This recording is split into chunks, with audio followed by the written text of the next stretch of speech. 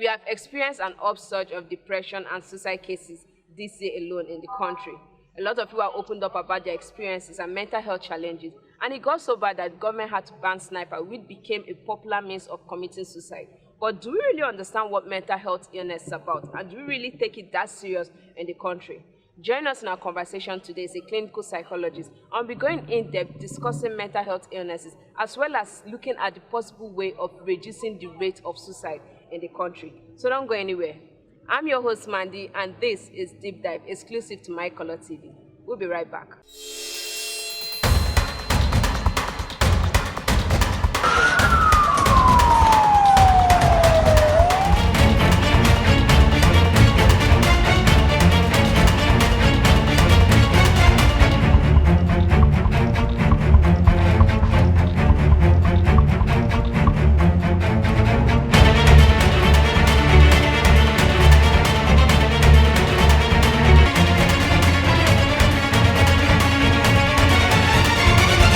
Joining us today, Mr. Elekwachi Chimezie, who is a clinical psychologist and also a child's rights advocate.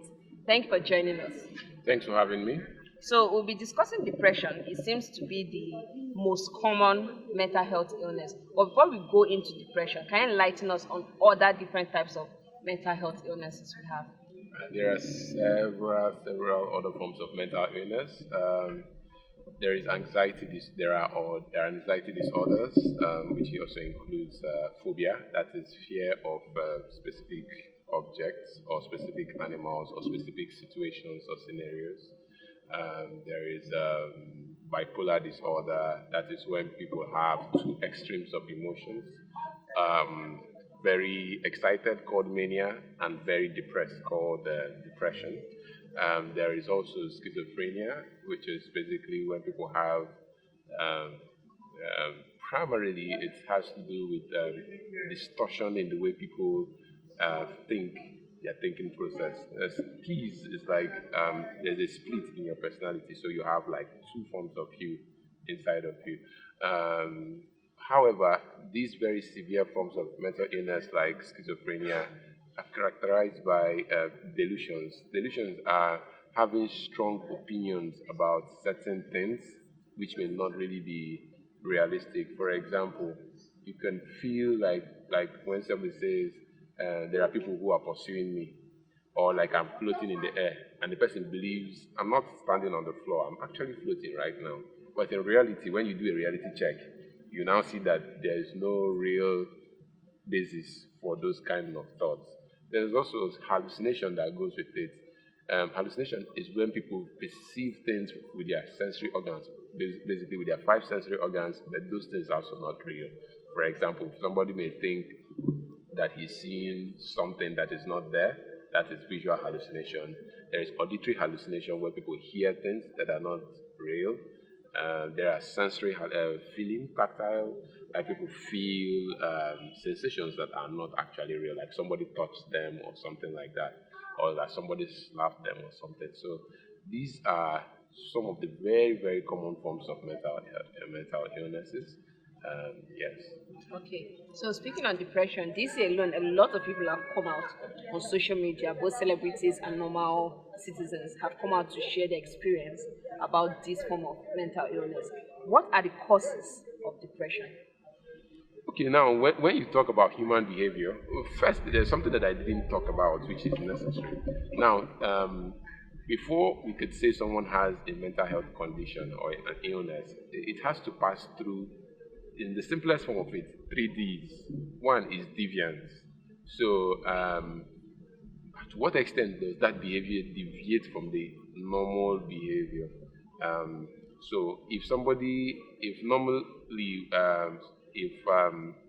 the average way of having a conversation is at a particular pitch, and then somebody comes out and is just shouting, you know that there's a deviance. The person doesn't have a conversation like a normal conversation, but deviance in itself wouldn't make you classify somebody as mentally ill. There's also the other one, which is disturbance. So if that condition is making the person who is exhibiting it to be disturbed, like I am disturbed about this thing that is happening to me, and it's giving me some discomfort. I'm not really happy with that condition. Like it's causing me pain, you know. And then thirdly is the issue of dysfunction. Now, if the person is no longer functioning in the way he should function, especially in terms of relating with the family, in terms of relating with at work, relating with others, if there's this dysfunction in that relationship, then if these three Ds are put together and they are all present, one could start saying that somebody is mentally ill, and then it has to go through some proper diagnosis, psychodiagnosis usually. Um, Now, talking about depression, what are the causes of depression? Basically, for every behavior, there are two bases for every behavior. One are the biological basis, then secondly is the environmental basis. So that is the nature and the nurture kind of basis. So for biological basis, depression is usually caused by certain neurotransmitters in the body. Neurotransmitters are chemicals that help us to transfer. Um, the simplest way is that they help us to transfer messages from one nerve to the other. Now, in certain neurons, there's a gap between, the neurons are like a wire that helps to transfer electrical impulses. Same way in the human system, the nervous system, there are these electrical or like neurons that carry one information from various sense organs to the brain for interpretation. Now, if there's a connection between two neurons, and in between that connection is what is called a synaptic cleft or a synaptic gap. That small space in between one and two neurons. What transfers the information, the neural impulse from one to the other, is called the neurotransmitters. These are small chemicals that help to transfer information from one to the other. If some of these neurochemicals are not in proper order, for example, one is called serotonin, if it's not in adequate quantity, it can lead to depression. So when people take antidepressants, there are certain drugs that are called the SSRIs, which is known as the selective serotonin reuptake inhibitors. That is, it helps to regulate the amount of serotonin that is in the neuron. So serotonin is implicated in biological basis for why people become depressed. So people do not just become depressed because of environmental happenings. It may be because there's a biological dysfunction in the way the neural communication is happening. There are other neurotransmitters like the monoamine oxidase and a few others. So biologically, there's a biological basis for depression. These are some of the theories of depression. Then there's environmental. Now, there are certain things that could happen to you that could make you depressed. So you invest money in a business and the business fails, you become depressed. You are going through separation, divorce, you could be depressed. You have set a goal for yourself and you are not achieving those goals, you may become depressed. You compare yourself with your mates you graduated from university with, they have already gone to school, gone to youth service, they're making more money than you, and at various points of your life, when you compare and you see that you are below what you have expected or what your mates are currently doing, and you think that they are doing better than you, and you take it on to yourself, you may become depressed. So there are environmental, environmental happenings that will make you depressed. There is also biological basis that could also make you depressed. So usually, a proper treatment of depression would go with a biological and a psychological approach. That is why certain psychological methods are very important. Also, there's also another reason why people become depressed that is more environmental. Everything is about how I interpret it. So a normal friendly handshake is a normal friendly handshake. Now, if we are friends and I come out and I slap you a little, and then somebody you don't know comes out and then the person comes to slap you, the way you interpret it will totally be different from a familiar person and from less familiar person. So this all depends on perception. Perception, that is how we see things and interpret it and how it means. So for one person, we saw the young boy who committed suicide on Twitter. There are people who are alive who have taken jam 7 times and they've not even gotten to the university. They haven't died, but for some other person, they just took jam for a number of times and the person committed suicide. This goes to show how people perceive things. There is also another reason which we may need to consider. Personality is everything. Personality is how I am different from you. There are five basic forms of personality that is very, very common. That doesn't mean there are no other ones, but let's look at the five basic ones. There are people who are open to experiences. They can like to go to new places, take on an adventure.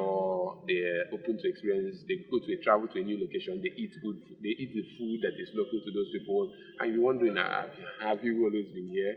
And they're open to experiences. There are consensus people. There are people you meet, and they are always planned, calculated. Everything is put at a particular. They are meticulous. You tell them we are meeting at this time. They show up at that time, and calculated kind of people. They have all the consensus personality. There are the extroverted personality where they are jolly good fellows. They are excited. They meet people for the first time, and you think, oh, have you always known this person? They are outgoing, easygoing, and all that. There's also the agreeable people. You just say something, they just agree to everything. They can agree to everything. They just agree to things. And then there's the neurotic personality. That is the people who are easily irritable.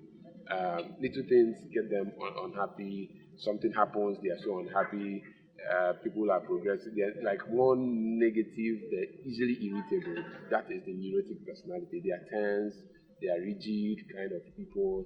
Yeah, so that is the neurotic personality. So neurotics are more prone to mental illness of any kind.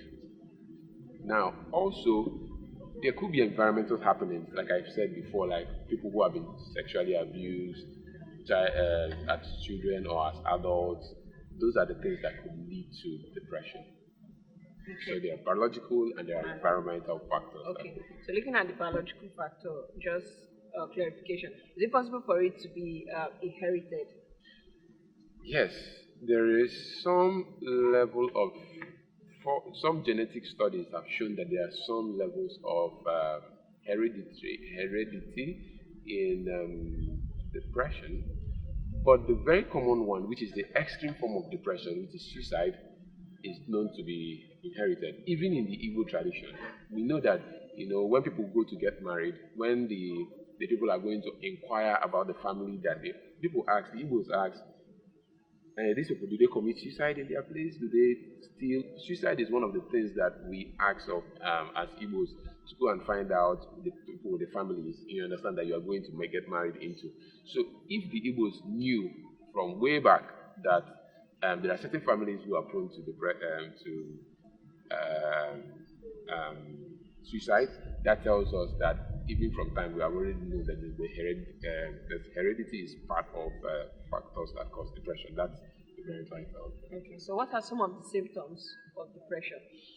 Now, the symptoms of depression basically is there is what is called the three cognitive triad. So there are three things that are very common when people say they are depressed. One is sense of worthlessness, sense of hopelessness, and sense of helplessness. Now, this may be very common in extreme depression or major depression, high level of depression. For example, somebody feels I'm helpless in this situation. Somebody feels I am worthless in this situation. Somebody feels I am hopeless. Hopelessness, worthlessness, and helplessness are three very common forms of depression, of symptoms of depression. Then there are other ones that are easily identifiable. For example, somebody loses interest in things that they are usually interested in. Somebody becomes low in mood, like extremely. Remember, we are always look at the 3Ds: the deviance, the discomfort, and the dysfunction. Somebody loses appetite. Somebody loses sleep. For others, they may they may sleep more than usual. For others, they may sleep less. They could have what's called insomnia. That's they do not have enough sleep. Yeah. In the Western world, which is not very common here, certain seasons, it's called seasonal affective depression, I think. Um, Certain seasons, like in between the fall and winter, when there's less light available, people may also become depressed. So these are some of the reasons why people get depressed.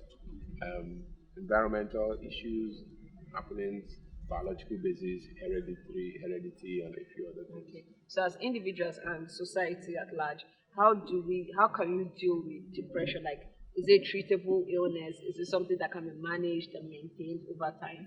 Now, first, as a society, Yes. as a group of people, I think the first thing that we need to do is to realize that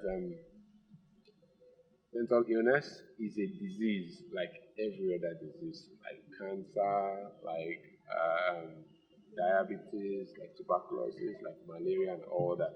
We should reduce the stereotyping around it. Like these people they have lost it.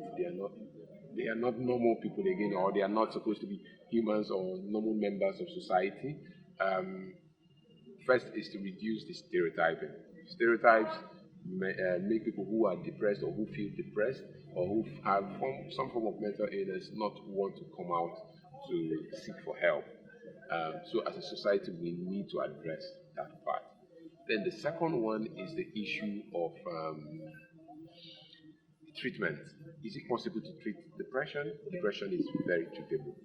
Using psychological methods like what is called cognitive behavioral therapy, or what is called rational emotive therapy. There are various psychological methods of treating depression, or the local one that we have developed here by Professor Bibo that's called the harmony restoration therapy. There are various forms of therapeutic methods that can be used, psychotherapeutic methods that can be used to treat depression. When I say psychotherapeutic, that means psychological methods of treatment. There are biological ways of treatment, such as using antidepressants or other medication that helps to get people out. We have to come to the end of the program, but before we round up, if as a clinical psychologist, if someone is going through, or maybe the person is not sure, but the person feels I'm depressed, I'm going through this issue, and the person wants to reach out to you, how can they get across to you? Okay, so I am on the 3 major social media platforms. I am on Twitter, Instagram, and Facebook. Now, on Facebook, my name is Elekwachi Chimezie Lekwas. Elekwachi Chimezie Lekwas. On Instagram, I am Lekwas_Mex. That is Lekwas, Lekwas _Nex for xylophone.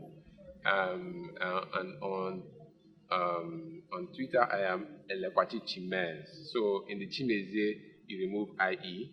Yeah, those are my handles on social media. This is much you can take for the episode. Sadly, we have to end it here. As we acknowledge the World Mental Health Awareness Day, let's all be kind to each other and take this illness as something serious. If you feel you're going through something, talk to someone, see a doctor, see a counselor, and let's take care of ourselves better.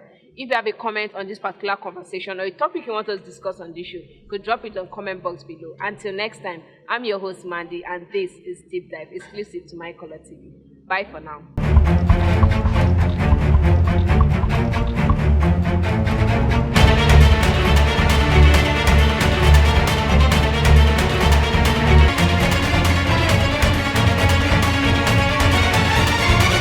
Life in living color.